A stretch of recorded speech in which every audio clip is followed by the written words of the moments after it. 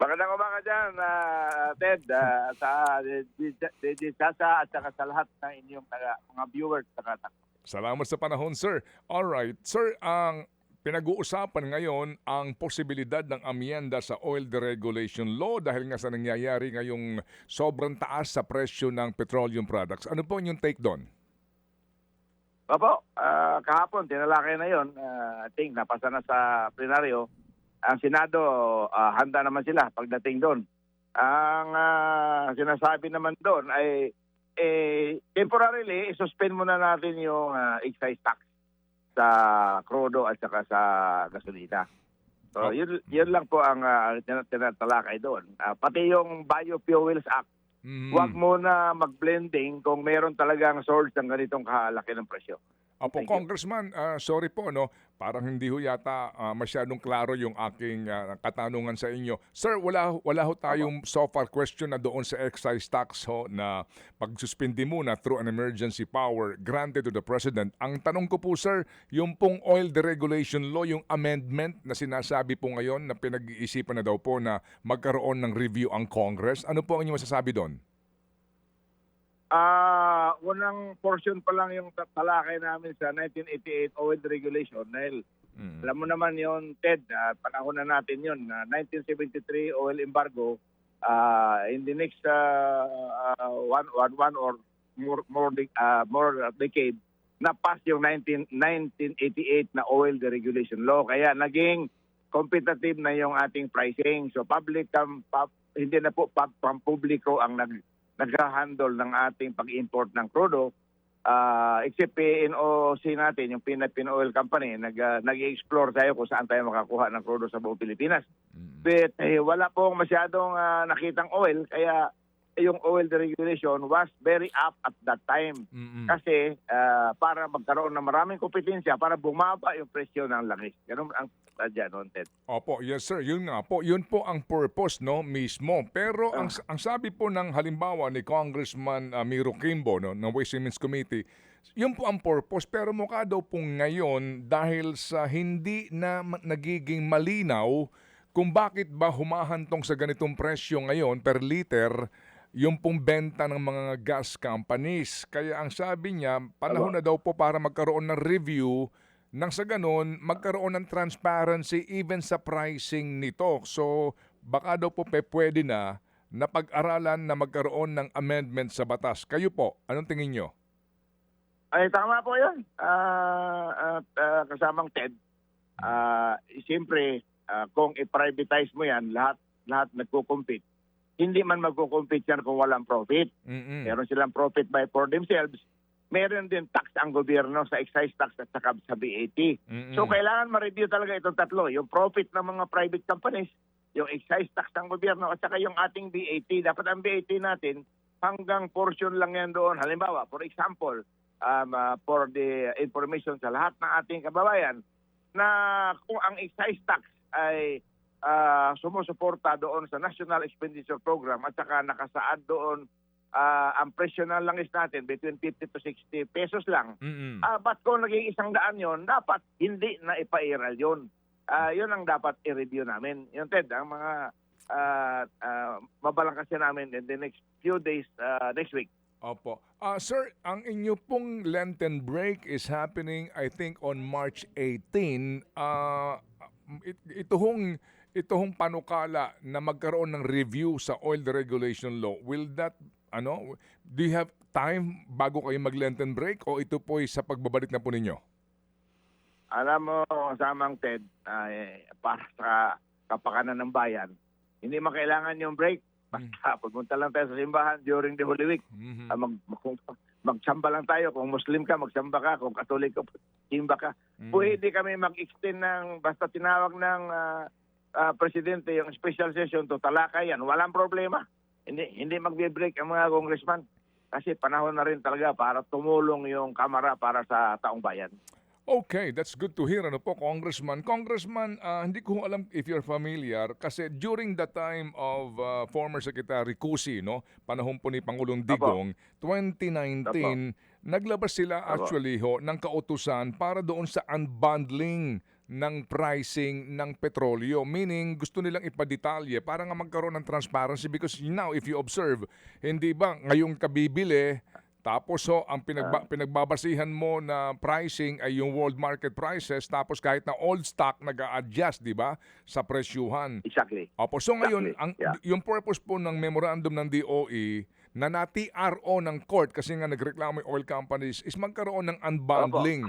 Opo, yung ang sabi po ng iba, yung unbundling na yun, pati ni Secretary Sharon Garin, sinasabi niya, yun nga daw po dapat ang maging bahagi ng amyenda sa oil deregulation law. Kayo ho ba sa inyong mga pagdinig, meron ba kayong ideya sa presyuhan po na nangyayari ngayon at yung kung magkano po ang industry take o profit per liter ng mga gas companies, big players o small players? Yan po. Last meeting namin, noong isang araw, hiningi ko po sa DOE na gumawa sila ng price breakdown galing sa presyo ng Middle East. Ito yung crude oil na nire-refine ng petrol. Isa lang po ang refinery natin. Tapos yung mga binibili na finished product galing sa Singapore, galing sa South Korea, galing sa China, yung mga independent petroleum companies na walang refinery, bumibili lang yan sa Southeast Asia, pinakamalapit na refinery, para i-retail nila dito sa atin. So I asked Department of Energy, bigyan kami ng breakdown. Ang ibig sabihin ng cost breakdown from import cost mo, halimbawa galing sa Singapore yung ating aviation gas or yung ating kerosene or yung ating fuel at saka gasolina. Bigyan kami ng price breakdown, magkano yung FOB cost ng Singapore, magkano yung insurance, magkano yung freight. Pagdating sa Manila, ano yung mga nadadagdag na cost pagdating sa pantalan ng Manila o sa imbakan ng crudo doon sa maribilis ng mga kumpanya nag-i-import. Kasi kasama doon sa oil deregulation na kasamang TED na yung mga companies na gusto mag-import nito, inuutosan sila na mag-inventaryo sila ng at least minimum 30 days. Yung refinery po, more than 30 days yun kasi magre-refine pa eh. So kasama po sa costing yun, may interest cost of money po yun pag nang-imbak ka na hindi mabenta mo na reserve lang, di ba? So I want the price breakdown para ma-determine natin kung anong gagawin natin, paano natin kausapin yung mga importing ng oil companies, paano sila na wag naman masyadong magpataas in times of crisis like this. Opo, sige. So, in other words, Congressman Alvarez, ang ating tutunghayan ay pagbabalik sa regulasyon sa oil industry o hybrid type ito? Maganda sana hybrid lang, kasamang TED, para hindi tayo babalik na human economy na naman, yung gobyerno na naman ang magtuman sa presyo ng langis. Kasi pag gobyerno, atakable palagi. Hindi mo maitaas kung ang market ay ang source ng ating pinagkukunan ng refined products at saka yung ating crude ay tumaas. Hindi mo basta-basta mataas ka agad. Pero kung kausapin natin yung mga players dito sa petroleum industry, tingin ko, lalo na yung gobyerno, kung mapagbigay sila, halimbawa, yung excise tax, 10 piso kaagad yun sa crudo at saka 6 na piso sa gasolina. Paano yung BAT pa? Kung 50 ang presyo mo, ang BAT 6 pesos. Kung maging 100 ang selling price mo, ang BAT mo niyan, 12 pesos. So kung 12 yan, plus 10, 22. Kung ang presyo 100, biro mo, tanggalin mo yung 22, 78 na lang. Kunti na lang, maibalik natin doon sa sana 60, 65, 70 lang. Hindi masyado. Kung meron tayong batas na nag-uutos sa mga petroleum companies na during times of crisis, wag naman sila magsamantala. Sana ang profit nila 1 to 2% lang para mabuhay lang yung kumpanya kasi sila meron ding operation cost, meron ding capex, meron din silang cost to exist, di ba? Khaled? Opo, sige po. Sige, so when do we expect, Chairman, ang inyong pagpapatawag po ng public hearing for this purpose, ito hong pag-revisit sa oil deregulation law? Meron kaming special meeting ni Secretary Garin at saka ni Speaker Buji. Hopefully mangyayari ito sa Monday. Para tuloy-tuloy na ito, meron pa naman Monday, Tuesday, Wednesday. At kung kailangan, hindi man kami kailangan magbakasyon, kasamang TED. Pagtrabahoan natin ito dahil yung bakasyon, taon-taon man dumarating yan. Pero yung oil crisis, hindi naman ito yearly.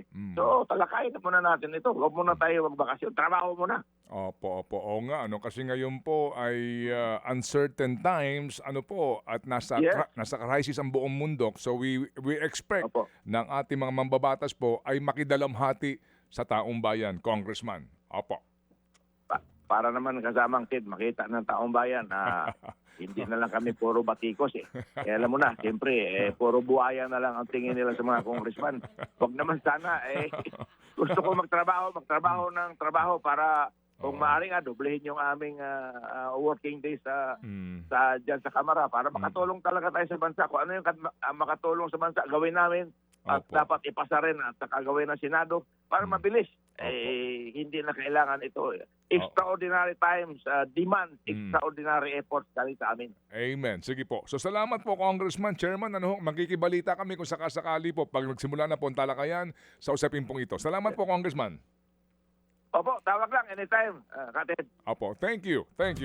Mga kapatid, para sa iba pang mga balita at impormasyon, sundan niyo po kami sa X, Instagram, Facebook at syempre sa TikTok, True Network PH. Mag-subscribe din po kayo sa aming YouTube channel, True Network. May website din po tayo, truenetwork.ph, at pwede niyo rin po kaming mapanood sa Channel 19 ng aming True FM TV. Lagi pa rin makinig sa radyo dito po sa 105.9 True FM dahil dito, laging true sa'yo, kapatid. Dito tayo sa totoo, tunay at tapat.